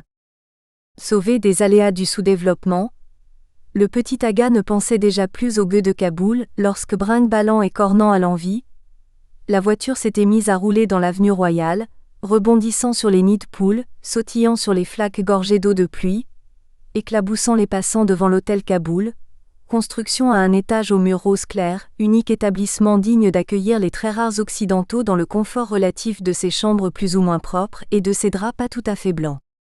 Au seuil d'un avenir prometteur, sachant d'instinct que plus rien ne serait pareil, le futur petit Aga de la grande maison avait soupiré d'aise. Alors s'était illuminé le ciel. Le monde avait retrouvé ses couleurs. Des flots de lumière s'étaient répandus sur la terre. Et le cœur de Karim s'était rempli d'un tas de petits bonheurs, bientôt à sa portée. Et parce que tout commençait à paraître beau, l'âme du petit Aga s'était vidée de toutes les afflictions de son trou noir. C'est alors qu'il avait aperçu la masse grise et incongrue de l'ARG, le palais royal, caché derrière les murs d'enceinte qui ne laissaient voir que les crêtes des arbres couverts d'une pellicule de poussière grise. Puis, la voiture avait traversé l'avenue Shahi, contourné l'immeuble en ciment de l'unique cinéma de Kaboul, passé devant le bâtiment du ministère de l'Instruction publique. Elle avait ensuite longé les terrains de sport au gazon pelé du lycée Estéclal, pour s'arrêter enfin devant le portail vert de la Grande Maison, dans le quartier de Des Afghanan, au carrefour Malek Asghar, jouxtant le ministère des Affaires étrangères, le lycée français et la mare au canard où racontait-on, un ministre puissant élevé parmi ces volatiles 3 couples de cygnes importés d'on ne sait quel pays. L'enfant mythique né dans une des capitales les plus reculées de la planète de l'union malencontreuse d'une Paris, fille du génie et d'un parangon d'égocentrisme toujours absent, cessa d'exister devant le portail vert pistache du carrefour Malek Asghar. Pour renaître dans l'univers enchanteur de Gol au bol-bol sublimé par les exaltations poétiques de Gobineau. La seconde, la vraie pourrait-on dire naissance de Karim eut lieu à l'instant même où pénétrant dans la grande maison, il découvrit la beauté des fleurs. Des fleurs, il y en avait partout, dans tous les coins du jardin tout autour du Hawili. Il en poussait à l'état sauvage, en buissons touffus, en haies rameuses ou joliment arrangées dans des plates-bandes entretenues par le jardinier. Des fleurs, il y en avait de toutes les couleurs et de toutes les odeurs. Des glaïeuls, des œillets, des pétunias, des phlox, des œillets, des jasmins, des nastaranes. Il y avait surtout des chambillis et des ambillis aux fragrances sucrées. Des rosiers faisaient guirlande sur les bords des fenêtres ou le long des murets couverts de lierre et de liserons. Aux étais et aux arcs-boutants des pergolas cascadaient des grappes de raisins ambrés, gorgées de soleil. Dans le verger, des profusions d'abricots, de caïssis, de pêches, de cerises, de pommes et de poires, lustrés, dodus, diaphanes, pleins de suc et de sève, plus succulents les uns que les autres, faisaient courber les branches des arbres. Somptuosité de tout jardin de Kaboul, un ruisseau murmurait dans la partie la plus ombragée du sérail. Dans la magnificence du matin d'été, il y eut bousculade de sensations neuves dans le cœur de l'enfant catapulté au milieu de tant de merveilles découvertes en même temps, et de tant de beauté aperçue d'un seul coup. La sérénité des lieux, le murmure de l'eau, le parfum des fleurs donnaient le vertige à l'enfant miraculeusement arraché aux turpitudes des venelles nauséabondes. Un doux frémissement parcourait encore le corps du petit Aga, lorsque pour accueillir le jeune maître, de tous côtés accoururent à sa rencontre des apparidés, des babas aux cheveux blancs, des bonnes Hazaras, des Batchas Panchiris, avant que ne l'assaillent d'autres hommes et d'autres femmes semblant remplir les fonctions de nazir, d'intendant, de surveillant, de chauffeur gadiouane ou de palefrenier. Chacun assigné à une tâche spécifique. Mais tous semblant s'occuper de tout. Chacun tenu de terminer sa besogne à une heure précise, mais tout le monde comptant sur tout le monde pour finir un arrosage commencé le matin, atteler le cheval-bai qui attendait dans l'écurie, balayer la buanderie ou s'entasser du linge sale. Tous chargés de la bonne marche de la maisonnée, mais personne ne s'occupant vraiment de rien dans le laisser-aller et le désordre charmant de l'Orient aimant la gabegie. Et parmi tout ce petit monde des gens de maison qui, dans la tradition orientale, font partie intégrante de la famille, il y avait surtout Ali, appelé Roustam, du nom du héros des légendes persanes glorifié dans le Shahnameh, livre des rois, tant était grande sa force, robuste sa corpulence, menaçante ses moustaches. Chauffeur de son état, Ali s'occupait en réalité de tout. Il soignait les 2 pur sang qui faisaient la fierté de la famille, attelait la calèche que l'on n'utilisait que les jours de fête. Il arrivait à Ali de réparer la machine à coudre singée, sur laquelle les femmes s'ingéniaient à faire de la couture. Comme il lui arrivait de tabasser un bacha pris en flagrant délit de vol, dans les réserves de l'intendance. C'est Ali également qui veillait sur la sécurité de la grande maison, comme il veillera dorénavant sur l'honneur et sur la pudeur de son jeune maître. Au prix s'il le fallait, de son sang et de sa vie si par extraordinaire, un voyou pédéraste avait le malheur de lui faire des yeux doux ou au déshonneur, de lui pincer les fesses dans la cohue d'un match de football sur le gazon pelé du lycée Estéclal. À l'arrivée du petit Aga dans la grande maison, Ali se crut surtout en devoir d'égayer l'âme de l'enfant triste. Dès les premiers instants, il l'amusa en faisant grimacer par la contraction et la décontraction de la peau morte. Le petit bonhomme dessiné sur le plat du moignon de son pouce gauche était été par une balle partie par inadvertance alors qu'il nettoyait, un jour d'oisiveté, le pistolet qui ne quittait jamais la poche intérieure de son gilet. Ali ne tardera pas à rendre à Karim la gaieté naturelle de l'enfance par sa bonhomie, ses rires communicatifs, ses tours de magie simplets, ses clowneries maladroites et ses drôleries improvisées. Dans les jours qui suivirent, c'est à Ali, bien sûr, qu'incomba la tâche de faire au petit Aga les honneurs de la grande maison. Il le conduisit dans les cuisines archaïques, où des colonnes de fumée en forme de stalactites pendaient aux poutres du plafond noirci par des années de fumée. Il le chaperonna à la boulangerie installée dans un coin du jardin, au garage où rutilaient de clinquantes voitures américaines. Il lui fit visiter encore les greniers où s'entassaient les céréales, la grange où s'accumulait le charbon et le bois pour l'hiver, les réserves où s'amoncelaient les victuailles et les quartiers entiers de viande mis à sécher. Il l'introduisit un après-midi dans le Pascana, où, lui raconta-t-il, avait l'habitude de se prélasser le grand Aga lorsqu'à de très rares occasions, il se trouvait de passage au pays. Là, pensant pour la première fois à son père, Karim imagina un instant son jouisseur de géniteur entortillé dans les vaporeux nuages de mousseline de la moustiquaire. Il le vit gisant au beau milieu d'un lit digne d'un pacha, monumentale couche surmontée d'un baldaquin soutenu par des piliers dorés, acheté boulevard Sébastopol, alourdi d'un tas de fioritures bon marché, de verroteries grenats, de micas irisés et d'une kyrielle d'ornements, de garnitures et d'enjoliveurs de mauvais goût. Dans les dépendances réservées aux serviteurs, Ali précéda Karim dans la maison des hôtes, indispensable annexe à toute demeure seigneuriale, réservée aux invités de dernière heure et aux voyageurs fatigués arrivés à l'improviste. C'était une pièce spacieuse, un peu obscure, le sol couvert de kilims et de tapis aux couleurs chatoyantes, jonché d'une multitude de couvertures et de plaids pliés en quatre, et d'autant d'oreillers coussins ballots baluchons dépareillés, appuyés contre des parois rongées par l'humidité en guise de dossier.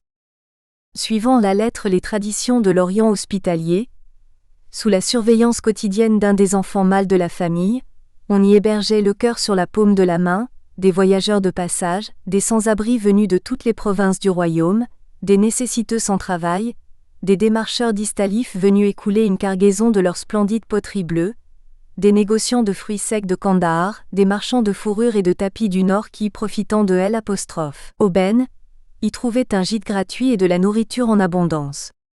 Ils y dormaient une nuit, ou ils y passaient quelques semaines avant de reprendre leur chemin.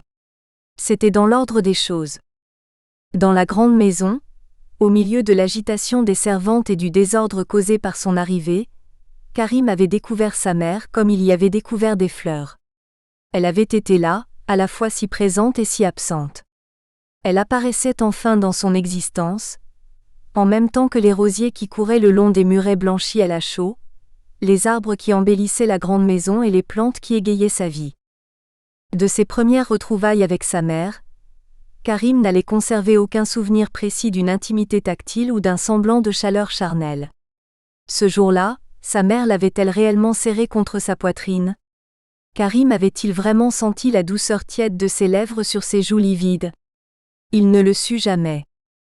Peut-être en avait-elle été empêchée par un excès de charme, pudeur frustrante de l'Orient pudibond.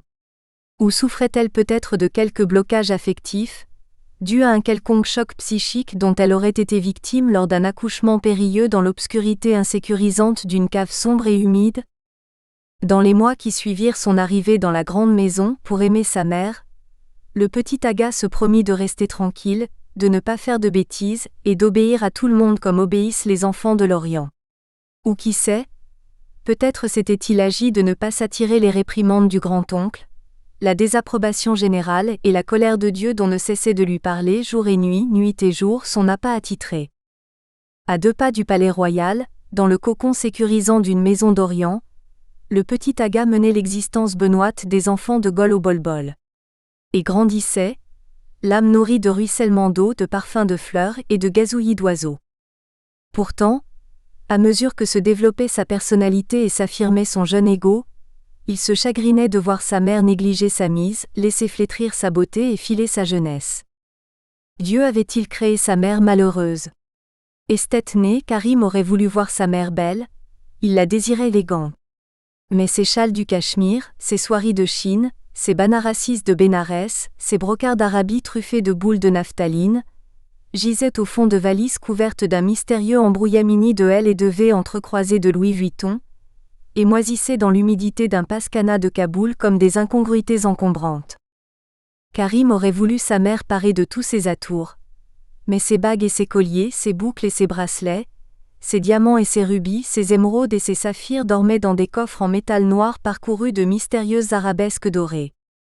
De temps en temps, à l'heure de la sieste, dans la chaleur d'un après-midi, lorsque la grande maison sombrait dans la léthargie, renonçant enfin à aider la servante à faire la lessive ou le jardinier à débroussailler les plates-bandes, la fantaisie prenait l'épouse du grand aga d'ouvrir ses sandoks et ses sandokchas. Dans ces moments pleins de grâce, sous le regard extasié de son fils, Bibi Guljan s'évertuait à étaler sur un coussin de velours une kyrielle de bourses en cuir, de sacs en toile, d'écrins d'argent ciselés et de petits paquets de toutes sortes. Contrôlant un à un leur précieux contenu, les caressant rêveusement de ses doigts, les palpant avec tristesse, semblant s'apitoyer sur son propre sort, au bord des larmes, elle susurrait enfin à l'intention de son fils. « Je n'aurai jamais l'occasion de parader avec tout cela en public.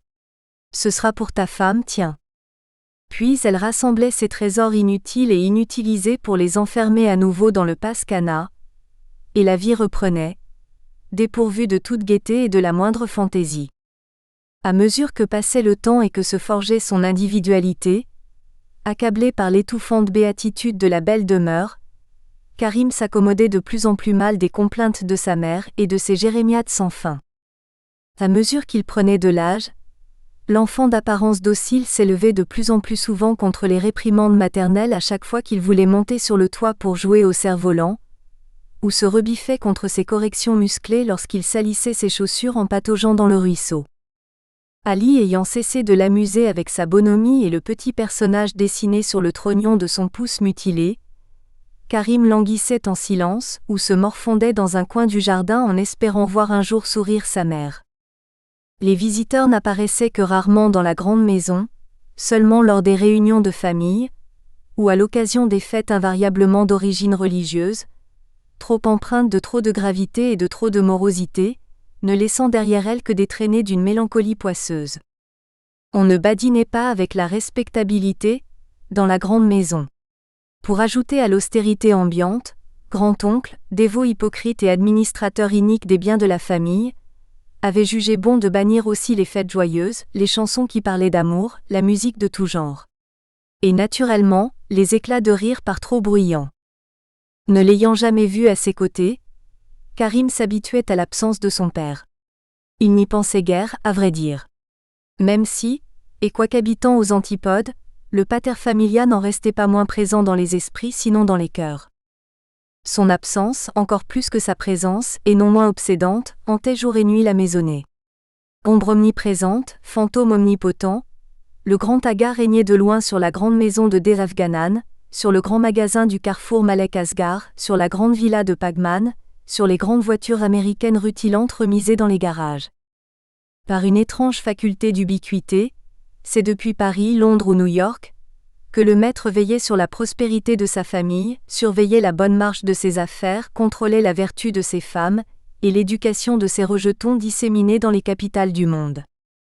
Tout devait marcher selon ses désirs, tout s'était tenu à se plier à sa volonté.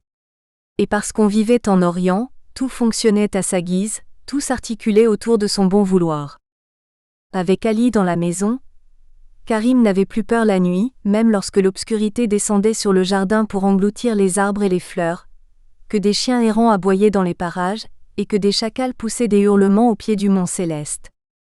Quelquefois pourtant le soir dans son lit, écrasé par le rigorisme de la bourgeoisie commerçante fait d'interdits, de contraintes, d'entraves, de tabous et de sacrés, Karim se révoltait en silence. Et dans son cœur, naissaient des élans de liberté. Pendant ces crises d'insubordination, à la stupeur générale, l'enfant sage répondait aux grandes personnes en leur tenant tête, ou riait ostensiblement aux éclats en entendant arriver le grand-oncle avec son air sévère et l'éclat de ses yeux d'un bleu métallique.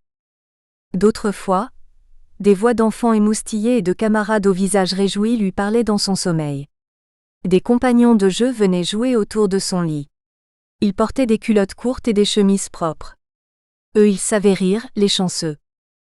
À la seule idée qu'au-delà de la grande maison et du palais du roi, il pouvait y avoir de la vie et de la joie, sa jeune âme s'envolait vers les sommets enneigés du KOH accent aigu Asmaï et les crêtes ciselées du Cher d'Arwassa qui tenaient en tenaille une des villes les plus tristes du monde.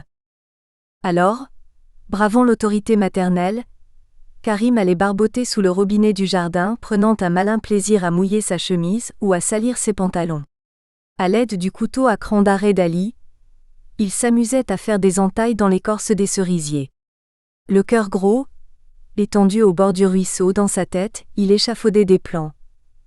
Un jour, il irait patauger dans la mare aux canards de la résidence du ministre voisin, ou pêcher de ridicules petits poissons dans l'eau stagnante de la rivière, avec des enfants du quartier qui, à la tombée du jour, se rassemblaient sous le pilier en béton armé du premier haut-parleur de la radio Kaboul naissante que la municipalité avait installé sur L'. Aire de verdure du carrefour Malek Asghar pour offrir aux Kaboulis un peu de distraction, tout en les initiant au mystère de la TSF. Dans la grande maison, inexorablement, l'ennui et la solitude plongeaient Karim dans un spleen précoce, au sein d'une société cloisonnée où les sardards au nez propre et aux chaussures bien cirées ne se mêlaient jamais aux gredins issus de la populace.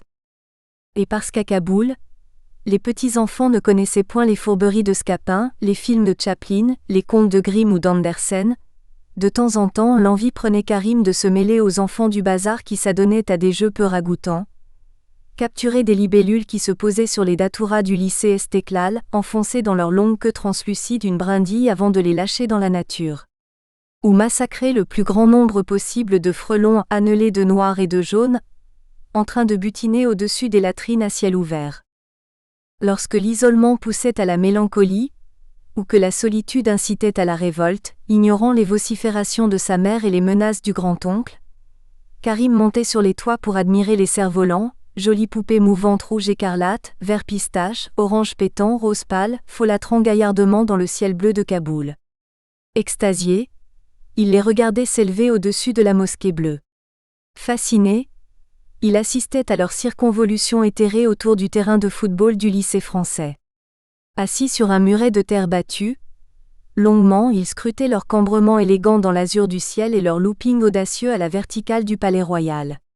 Il les suivait des yeux dans leur course folle vers des horizons lointains, s'évadant légers, aériens, libres du côté du couchant. Mélancolique, écoutant le dernier bruissement de leurs papiers tendus à l'extrême, il les voyait caracoler une dernière fois au-dessus du Pamir et du Cachemire pour disparaître dans une culbute finale, du côté de l'Iran et du Touran et qui sait s'envoler vers les contrées heureuses de l'Occident où avait élu domicile son père. À l'heure où les cerfs-volants avaient déserté le ciel de Kaboul et où Karim quittait les toits envahis par la pénombre, une obscurité crépusculaire engloutissait le quartier des Afghanan rempli de rumeurs saisissantes. Derrière les hautes murailles de la garnison de la garde royale voisine, s'élevait alors le roulement sinistre des tambours et le son lugubre des clairons. L'incommensurable étrangeté de l'Orient descendait sur la capitale du royaume. La tristesse s'infiltrait dans les âmes. Un long moment, une mélancolie épaisse stagnait au-dessus des toits de Kaboul, alors que du haut du minaret de Charé-Nao, un muezzin appelait les fidèles à la prière du soir. Dans ces moments d'abattement frisant la neurasthénie, assis au bord du ruisseau, pour ne pas s'enliser dans des rêvasseries mielleuses, Karim accrochait son esprit à de jolies choses aux finitions parfaites, à des objets aux formes finement stylisées, à des articles de luxe importés de l'Occident, son stylo Montblanc au capuchon orné des apostrophes, une petite étoile aux arêtes arrondies, sa montre Longines dont il aimait la couleur saumon du cadran, ses gants de cuir souple fourrés de peau de renard, envoyés par son père depuis on ne sait quel pays, les petites lumières bleues qui constellaient le soir le tableau de bord de la dernière Studebaker arrivée d'Amérique. D'autres fois, comme il avait vu faire sa mère, sans raison, il laissait couler sur ses joues des larmes salées qui venaient lui chatouiller les commissures des lèvres. Lorsqu'il allait atteindre l'âge d'aller à l'école, un danger potentiel plana un moment sur Karim, et faillit l'acculer à un avenir sans rapport aucun avec celui qui aurait été bientôt le sien si son autre oncle, frère de sa mère, n'avait veillé au grain. À ce tournant déterminant de l'enfance, grand-oncle n'avait-il pas manifesté des velléités de livrer son neveu aux responsables de l'école religieuse du quartier dépendant de la générosité de la grande maison? Tout laissait présager cette éventualité.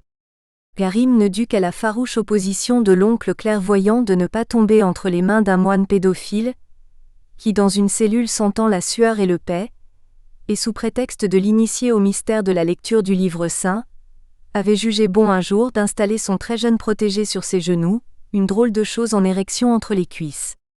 De l'incident, le bambin épouvanté s'abstint de parler à quiconque, même si l'innommable conduite de l'homme de foi provoqua chez lui une aversion indélébile pour les mollahs barbus et une répugnance tenace pour les kilims imprégnés de la sueur de leur salle de prière. Biologiste de formation, fonctionnaire intègre au ministère de la Santé publique où il sacrifia sa vie à l'éradication de la malaria, oncle Habib, ennemi déclaré des insectes vecteurs de maladies et du fanatisme religieux, trembla en effet, à la simple pensée que des âmes bien pensantes puissent songer un instant à confier l'éducation de son neveu à une institution non laïque. « Pensez-vous » s'exclama le cher homme. Karim, passait sa vie à réciter des versets coraniques, assis en tailleur sur le sol malodorant d'une cellule de mollah, basculant sans cesse son buste d'avant en arrière, d'arrière en avant. Et cela en arabe, et sans en comprendre un traître mot qui plus est, s'était scandalisé l'homme de science pour le soustraire avant qu'il ne soit trop tard à la férule des religieux sadiques qui, pour une erreur de prononciation ou l'articulation incorrecte d'une seule parole du prophète, n'auraient pas hésité à le soumettre au châtiment du falaka, bastonnade appliquée sur la plante des pieds, ayant pris soin d'attacher au préalable ses chevilles à l'aide d'une cordelette de sisal. Si l'oncle Habib ne fut jamais écouté par ses contemporains, sa perspicacité et sa clairvoyance marquèrent de leur incontestable empreinte, et de façon absolument certaine, le destin du petit aga échappé de justesse aux turpitudes d'une école religieuse. Son sort se précisa un jour de printemps, juste après la fonte des neiges, à cette période de l'année où les intrépides chauffeurs des motards loris, poids lourds peinturlurés, surchargés de marchandises et de voyageurs au-delà de toute mesure, osent enfin entreprendre la traversée du col de Salang en se hasardant à l'assaut périlleux de ses précipices à pic et de ses rochers monstrueux. On fêtait le Nowruz. Dans les foyers on préparait les traditionnels fruits trempés, macédoine de prunes, de pruneaux, de reine claude, de raisins, d'amandes douces, de pistaches et de quartiers de noix fraîches, macérés dans de l'eau sucrée. D'autres signes précurseurs annonçaient également l'arrivée du printemps. Dans la grande maison, sous les arbres ornés de leurs somptueux shogoufas, la terre sentait bon l'humidité. À la tombée du jour, les hirondelles aux ailes fourchues s'alignaient en rang serré le long du câble de l'antenne de TSF tendu haut dans le ciel de la grande maison, entre deux mâts fixés à deux extrémités du jardin, pour capter les émissions en langue persane de la BBC ou de Radio Ceylan qui diffusaient à longueur de journée des mélopées doucereuses et des chansonnettes indiennes endormantes. Cette année-là, pour la première fois, Karim fut autorisé à se rendre à la kermesse qui rassemblait chaque année sur la colline de Saki des milliers de Kaboulis en bonnet d'Astrakhan, de fiers Pachtoun aux chevelures graisseuses, bon nombre de Hazaras aux yeux bridés, d'Ouzbeks et de Turkmènes vêtus de leurs caftans bariolés.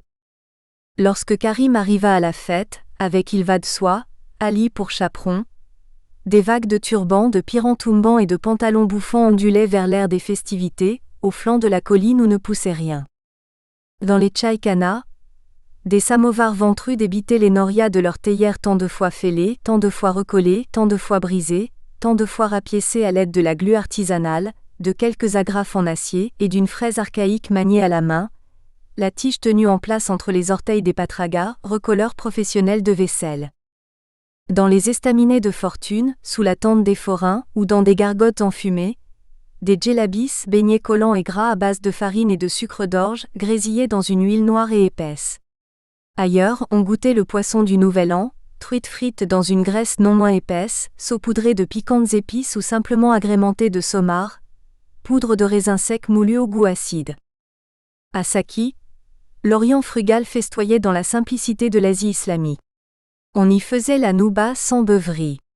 On faisait la noce sans faire ripaille. On changeait l'ordinaire en mangeant des pois chiches grillés ou des rondelles de pommes de terre bouillies assaisonnées de sauce vinaigrette. On dégustait du fromage de chèvre enveloppé dans des feuilles de menthe fraîches en buvant du thé de Chine. Pour se distraire, Des groupes faisaient cercle autour des arènes où se déplumaient à mort des perdrix, des cailles ou des coqs élevés à cet effet. Un soldat misait sur l'oiseau préféré, la star de la journée, sa solde du mois, un portefeuille, l'argent du dîner. Les hommes mènent parfois l'existence qu'ils méritent. À Saki, résigné, le bon peuple ne réclamait pas plus que la miche de pain qui lui était destinée. Se contentant de peu, se délassant à bon compte, de Melasaki la populace rentrait chez elle contente de sa journée, satisfaite de son sort. Et impatiente d'aller faire des enfants. Quelquefois, au milieu de la foule bigarrée de l'Orient, une voiture, symbole par excellence de la civilisation mécanique de l'Occident, faisait irruption de la façon la plus insolite. Une Buick, une De Soto ou une Ford fendaient la foule des badauds pour se frayer un passage dans la forêt des pantalons bouffants. De ses ailes robustes, l'imposante limousine bousculait sans égard les vendeurs d'eau sucrée, de samosa ou de kebab. De ses pare-chocs chromés, elle renversait un cajot de fruits secs.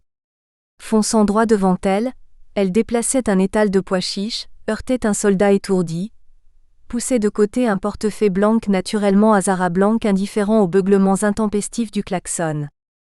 Derrière les vitres fermées, la plèbe tentait d'apercevoir le visage d'un officiel de la cour affalé sur le siège arrière, débarrassé de son indispensable bonnet d'astrakhan dans l'isolement libérateur de la voiture, ou la silhouette d'un fils de ministre venu voir de près la crasse de son peuple sans trop s'y mêler, et rire de son dénuement avec une imbécile vanité.